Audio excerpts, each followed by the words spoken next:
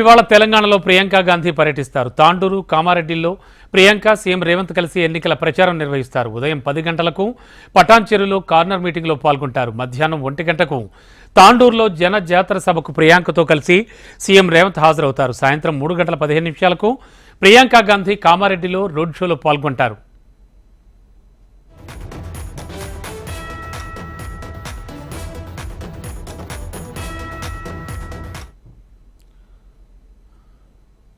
ఇవాళ రాహుల్ ఏపీలో పర్యటిస్తూ ఉంటే మరోవైపు తెలంగాణలో ప్రియాంక గాంధీ పర్యటిస్తున్నారు.